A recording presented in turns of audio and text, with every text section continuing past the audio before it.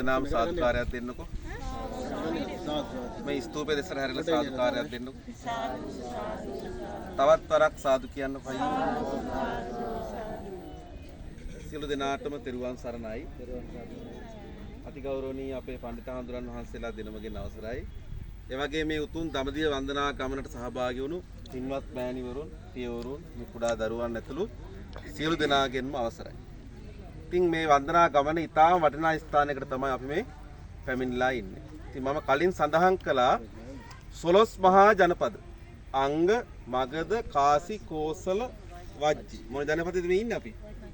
වජ්ජි ජනපදයේ. මේ වජ්ජි ජනපදයේ පාලනය කරේ ලිච්ඡවි රජදරුවා. ලිච්ඡවි රජදරුවා.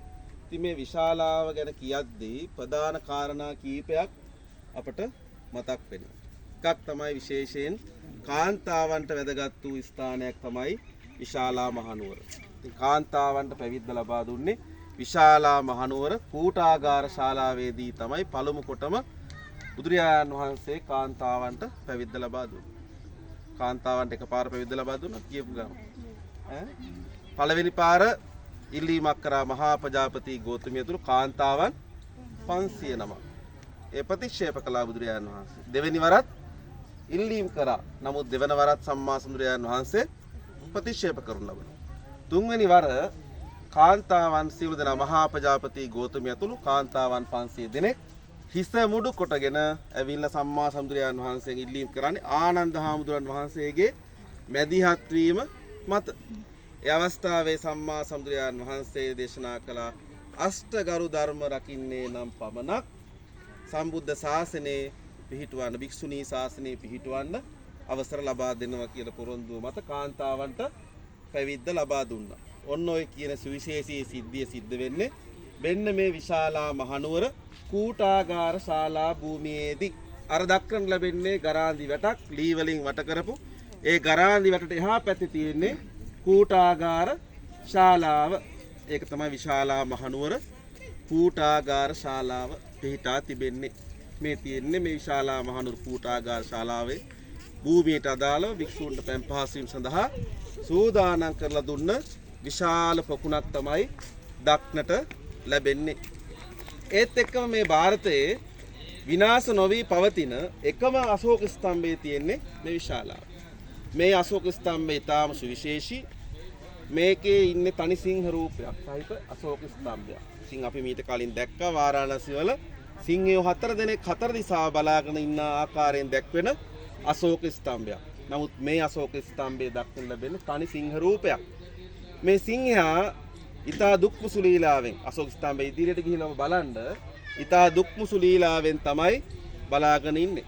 සිංහෙක් වලිගය මත වාඩි වෙනවා කියන්නේ දුක්මුසු ලීලාවෙන් නේද? සිංහයෝ වලිගය මත වාඩි වෙනවද? නෑ. සිංහ ගර්ජනාවක් නෑ. එදා අපි දැක්ක අශෝක ස්තම්භයේ තිබ්බ සිංහයන් තුල තිබුණු ගර්ජනාව පෞරුෂත්වයේ මේ සිංහයා තුල දක්නට ලැබෙන්නේ.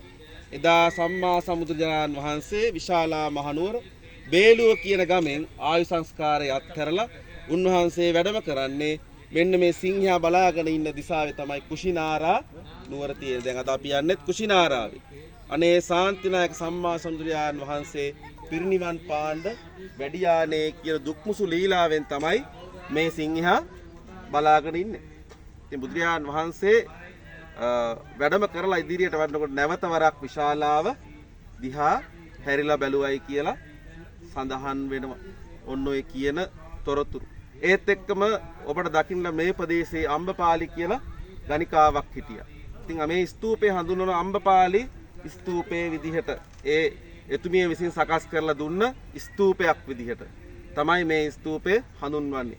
ඒත් එක්කම ආනන්ද ස්තූපය කියලත් මේ ස්තූපය හඳුන්වනවා. අම්බපාලි ස්තූපය කියලත් කියනවා, ආනන්ද ස්තූපය කියලත් කියනවා. මේ විශාලා භූමියේ ඔබට දක්නට ලැබෙන කුඩා ස්තූප මේ අපි සමීපයේම තමයි මේ කුඩා ස්තූප මෙතන තියෙනවා.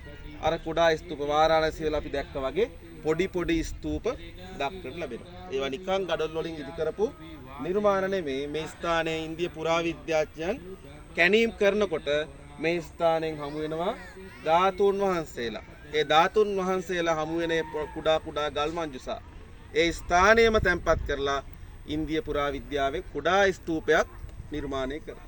අපේ රටේ එහෙමනම් ඒ ධාතුන් වහන්සේලා රංගෙන් කෞතුකාගාරවල එහෙම තැන්පත් කරන් පස්සේ ආයෙ වන්දනා කරන්න හම්බෙන්නේ. එතකොට මේ ස්තූපවල ධාතුන් වහන්සේලා වැඩවසනවා. ඉතින් ඒ ස්තූප ස්පර්ශ කළා ඔබට වන්දනා කිරීමේ අවස්ථාව තිබෙනවා. ඉතින් මේ පුරාවිද්‍යා භූමිය විශාල පුරාවිද්‍යා භූමියක්. අපි මීට කලින් ධාතු ස්තූපයේ තිබුණු පුරාවිද්‍යා භූමිය මේ වද වර්තමානයේ මිනිස්සු අල්ලගෙන නැත්තම් මේ සමස්ත භූමියම විශාලා මහනුවරට අයිති පන්සලට අයිති කූටාගාර ශාලා භූමි මහරහතන් වහන්සේලා ප්‍රමුඛ සම්මා සම්බුදුරජාණන් වහන්සේ විශාල ඇතුළු මහා සංඝරත්නයේ විශාල ප්‍රමාණයක් වැඩවස භූමියක් තමයි මේ විශාලාව කියලා කියන්නේ. එතකොට අනිත් කාරණේ තමයි මේ විශාලා මහනුවරට තුම්බියක් ඇති වෙනවා. තුම්බියක් ඇති වෙනවා. රෝග, දුර්භික්ෂ, අමනුස්ස. මේ ප්‍රදේශයේ මිනිස්සුන්ට විවිධ රෝග හැදෙන්න පටන් ගන්නවා. රෝග හැදුනන් පස්සේ මොකද කරන්නේ මිනිස්සුන්ට? තම තමන්ගේ එදිනෙදා කුඹුරු වැඩ රැකී ආරක්ෂා කරගන්න අවස්ථාව නැති වෙනවා. බැරි වෙනවා. ඊට පස්සේ මොකද වෙන්නේ? දුර්භික්ෂයක් ඇති වෙනවා. ආහාර හිගයක් ඇති වෙනවා. ආහාර හිගයක් ඇති වුණාන් පස්සේ කන්න බොන්න දෙයක් නැහැ. මිනිස්සු තන තන මියදෙමින් වැටුණා කියලා සඳහන් වෙනවා. මේ ප්‍රදේශ හිටපු විශාල ප්‍රමාණයක් මැරිලා ගියා කියලා සඳහන් වෙනවා. තන තන මල කුණු. මිනිහෙක් මැරුණාන් පස්සේ ගිහිල්ලා වල දාන්නවත් පුච්චන්නවත් අවස්ථාවක් නැහැ. ඒවා කරන්නවත් කෙනෙක් නැහැ. එදා විශාලාවක් වගේ කියලා අපි අහලා තියෙනවා නේද? සුනාමිය ආවන් පස්සේ විශාලා මහනුවරක් වගේ කියලා එදා අපි ඇහුවා. ඉතින් මේ විශාලාවේ ඔය කියන අවස්ථාව විවිධ යාග හෝම කරා. විවිධ පුද්ගලයෝ විවිධ යාග හෝම කරා මේ තුම්බියෙන් බේර ගන්න. මේ ප්‍රදේශිතු වෙසෙනෙන් බේර ගන්න. මොකද කරන්නේ?